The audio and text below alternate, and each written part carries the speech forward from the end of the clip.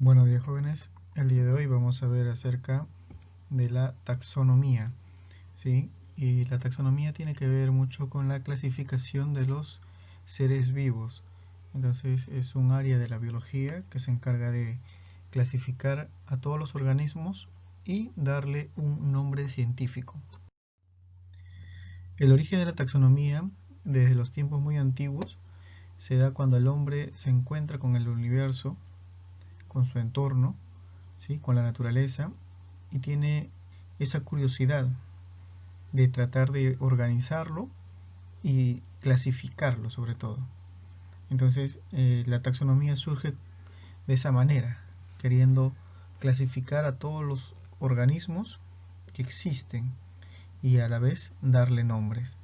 Una primera forma de agruparlos fue, por ejemplo, entre plantas y animales, ¿no? Una forma de hacer la clasificación y la separación en este caso.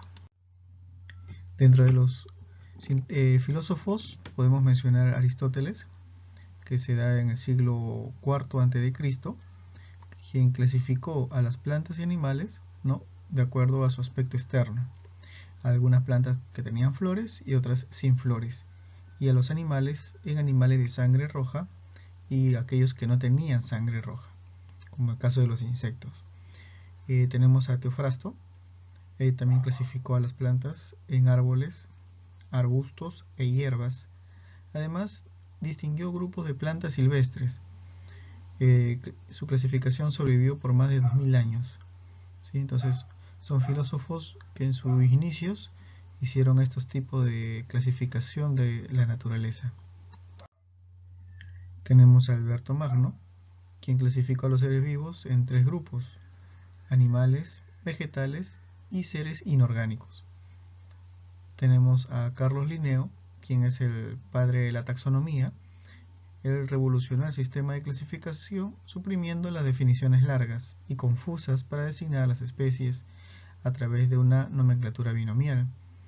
Y a partir de ello se considera el padre de la taxonomía, puesto que él fue quien inició o dio las bases para la clasificación científica de todos los organismos.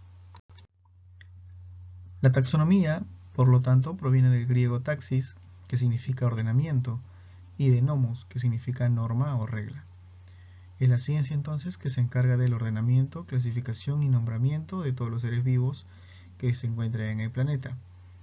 Y dentro de estas características que deben tener los organismos se diferencian las partes anatómicas, fisiológicas, evolutivas y otras.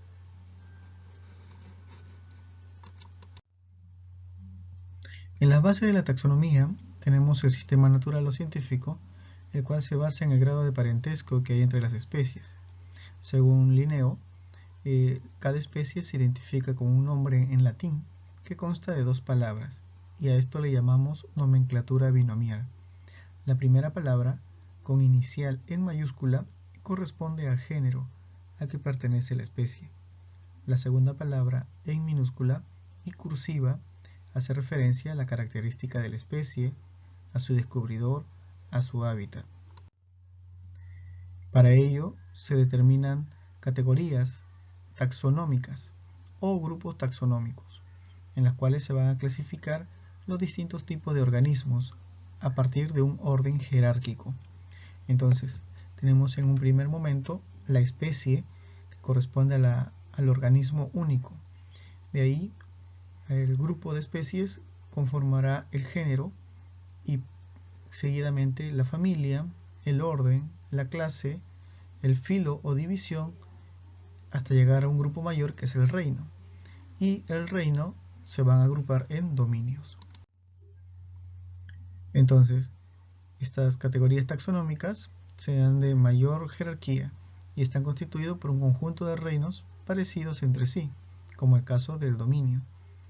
El reino está formado por divisiones o filum entre sí. El filum está formado por clases que tienen características similares. La clase está formada por órdenes. Los órdenes están formados por familias. Las familias por géneros. Y el género por especies parecidas entre sí. Y la especie vendría a ser la categoría taxonómica de menor jerarquía. Asimismo, las categorías taxonómicas más importantes serían la especie, que es la unidad básica de la taxonomía, el reino, que es la agrupación de todas estas especies, y el dominio, que es la agrupación de los reinos. Entonces, dentro de las categorías taxonómicas se ordenan diferentes reinos. Dentro de ellos, los protistas, los plantae, los animalia, los fungi y el grupo de los moneras, que hoy en día también corresponde a un dominio, los eubacteria y los arqueobacteria. Acá tenemos el ejemplo de un ser humano. Entonces, el ser humano pertenece a la especie del Homo sapiens. El género Homo, la familia somos homínidos, el orden de los primates, la clase Mammalia, el filum o división Chordados, el reino Animalia y el dominio Eucaria. Entonces, si observamos los términos que se le dan de manera científica, Eucaria porque somos seres eucariotas, Animalia porque somos animales, Chordados porque tenemos una columna vertebral, Mammalia porque somos mamíferos, quiere decir que nos alimentamos de la leche. Primates porque nuestras extremidades terminan en una superficie que puede agarrar cosas, ¿no? Y esa es la característica de todos los primates, como el caso del orangután, el mono, el gorila y el caso también del ser humano. Homínidos porque podemos caminar erguidos. Homo, que es la definición de hombre, y el término sapiens porque pensamos. En el siguiente ejemplo tenemos por decir a los elefantes, que sería el nombre común, pero en su nombre científico, de acuerdo a la nomenclatura binomial, tenemos el Loxodonta africana, que vendría a ser el elefante africano, de género Loxodonta, familia Elephantidae, orden Proboscidea, clase Mammalia, filum Chordata o Chordado, reino Animalia y el dominio Eucaria. Entonces, de esa manera se hace la clasificación taxonómica de este animal. Acá tenemos otros nombres científicos. Por ejemplo, tenemos el Canis lupus familiaris o el perro doméstico. Tenemos el Felis catus, tenemos el Sardinopus sagax sagax, que vendría a ser una sardina, y el Felis catus, que es un gato. Tenemos el Tunus tinus, tenemos el Pelecanus onocratolus o pelícano, el Rupiculus peruviana o el gallito de las rocas, Ciaena deliciosa y el Salmotruta o la trucha. Bien, entonces los sistemas de clasificación se pueden dar de diferentes maneras, pero para una mejor comprensión se dan de manera artificial y de manera natural. Un sistema artificial clasificaba a los seres vivos según criterios arbitrarios, sin que estos implicasen necesariamente un parentesco evolutivo. Quiere decir que antes se clasificaban a organismos, por decir que volaban, ¿sí?, en animales aéreos, y ahí se agrupaba de manera arbitraria. O sea, todos los que volaban era un grupo. Igual, no todos los animales que nadaban era un grupo. Pero no es una clasificación científica, puesto que no define características propias. En cambio, en un sistema natural se clasifican los seres vivos según criterios basados en sus relaciones evolutivas. Por ejemplo, en la gráfica inferior tenemos al delfín y tenemos a un vampiro, a un murciélago. Entonces, el murciélago y el delfín, ambos son mamíferos.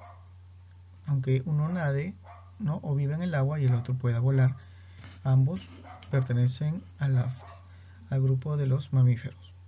Igual, ¿no?, los pingüinos y las aves comunes también son grupos que tienen características similares, aunque uno no pueda volar, como el caso del pingüino, pero su evolución permite, ¿no?, que tenga otro tipo de características que lo parentesca a las aves. En la historia de las clasificaciones podemos mencionar las siguientes. En el siglo IV a.C.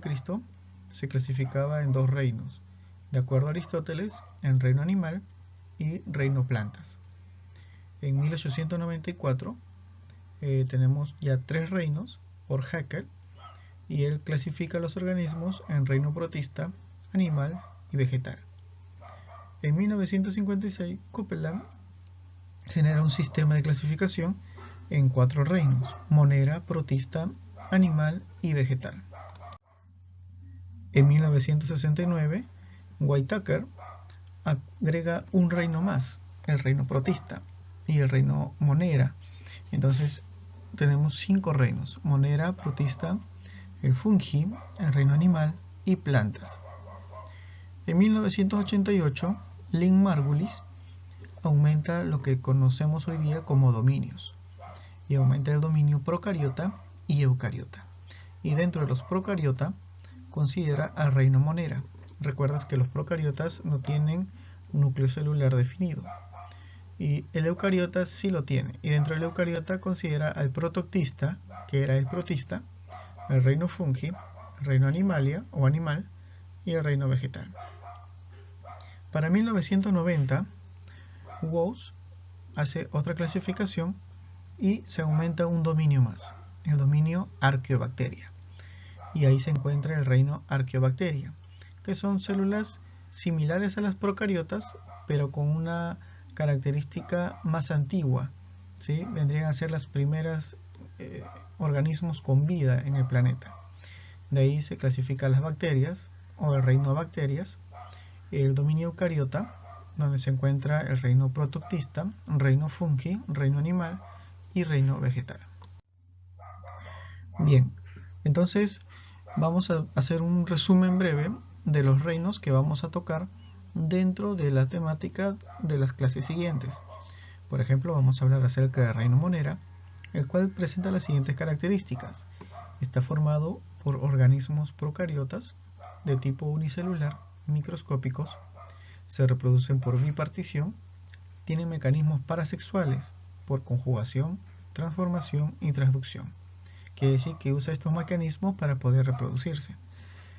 Sus metabolismos son muy variados porque algunos son fotoautótrofos, quiere decir que utiliza la luz solar para generar alimento, energía. Otros son quimiautótrofos porque utiliza los compuestos químicos que se encuentran a su alrededor. Otros son fotoheterótrofos porque utiliza la luz solar y también otro tipo de sustancias. Y quimioheterótrofos porque también puede utilizar compuestos químicos y otros compuestos que se encuentran a su alrededor. Algunos de ellos son patógenos. Eso nos dice que pueden generar algún tipo de enfermedad. Todos ellos son descomponedores, ¿sí? Porque reciclan los nutrientes en los ecosistemas, ¿no? Comienzan a degradar, en este caso, la materia orgánica. Y hay 2 grandes grupos, los arqueobacterias y eubacterias. Aquí, por ejemplo, tenemos una clasificación de este grupo o este reino, en la cual tenemos los cocos, tenemos bacilos, streptococos, vibriones, espirilos, ¿sí? Entonces, muchos de ellos van a provocar algún tipo de enfermedad, como por ejemplo el Treponema pallidum o el Vibrio cholerae. De ahí vamos a hablar acerca del reino protoctista, formado por los eucariotas. Son unicelulares y en algunos casos pluricelulares. Son de ambientes húmedos, autótrofos o heterótrofos. Dentro de esto vamos a encontrar el grupo de las algas, que son autótrofas, los protozoos, que son heterótrofos, los mohos, que son filamentosos, saprófitos o parásitos. Tenemos después al reino hongo, que son eucarióticos y heterótrofos, y la mayoría son saprófitos, quiere decir que se alimentan o generan energía a partir de residuos orgánicos. Están formados por una masa de filamentos que le vamos a llamar hifas, y estas formarán a los micelios. A su vez tienen una célula con pared celular formada por quitina, lo cual le da una consistencia rígida. Segregan enzimas digestivas que digieren materia orgánica y absorben el jugo resultante. Tienen una reproducción de tipo sexual por esporas y sexual por fusión de hifas. Acá, por ejemplo, tenemos algunos organismos como los zigomicetos, los quitridiomicetos, los ascomicetos, ¿no? Y vamos a ir viendo otros grupos más conforme vayamos avanzando dentro de la temática. Aquí tenemos, por ejemplo, los basidiomicetos en sus diferentes formas. Después hablaremos acerca del reino Plantae. En este reino tenemos a seres autótrofos, fotosintéticos, pluricelulares. Quiere decir que ellos pueden autogenerar sus alimentos, su energía a través de la luz solar. Su clasificación va a ser en 4 grupos importantes. Los briofitos, que tienen una organización talofítica, quiere decir que no tienen órganos verdaderos. División pteridofitos, que ya vienen a ser las plantas vasculares, pero sin semillas, como el caso de los helechos. Los gimnospermas, que son plantas con semillas al descubierto, pero no tienen flores, al menos flores como conocemos con colores. Aquí tenemos los coníferos, como el caso de los pinos. Tenemos la división de los angiospermas, que van a ser las plantas con semillas, con frutos en otras palabras, y que a la vez van a presentar flores con colores. Entonces aquí, por ejemplo, tenemos un pteridofito, que vendría a ser un helecho, un briofito o un musgo, como la marchantia. Acá tenemos otro pteridofito, un gimnosperma, como las cicas. Después hablaremos acerca del reino Animalia. En este reino está formado por todos los animales. Sus características principales son que se alimentan de plantas o de otros animales, se relacionan con el exterior a través de los movimientos, porque algunos nadan, vuelan o andan, y a través de órganos de los sentidos. Este grupo de reino Animalia se va a dividir en 2 clases, animales vertebrados y animales invertebrados. Entonces, aquí vamos a encontrar dentro de cada uno un grupo mayoritario, ¿no? Los vertebrados, acuérdense, están los peces, los reptiles, los anfibios, los mamíferos. En los invertebrados vamos a encontrar pues a todos los gusanos, las esponjas, las medusas, los artrópodos, y vamos a ir viendo cada uno de esos grupos. Para la actividad del día de hoy van a elaborar un mapa conceptual de la taxonomía, que es el tema que hemos visto, y van a elaborar un esquema de las categorías taxonómicas de los siguientes animales. Para ello te vas a guiar del esquema de los ejemplos que hemos visto, tanto del hombre y del elefante. Así con ese esquema vas a hacer el de la alpaca, la gallina, el cóndor, la vicuña, la llama, el caballo, la paloma y el cuy. Entonces vas a hacer un orden jerárquico para cada uno de ellos. Ya sabes, una vez que lo termines en tu cuaderno, mediante una fotografía lo subes al grupo para poder evaluarlo. Muy bien, jóvenes, hasta aquí nuestra sesión del día de hoy. Espero que te encuentres bien de salud y nos estamos viendo hasta una próxima sesión. Cuídense.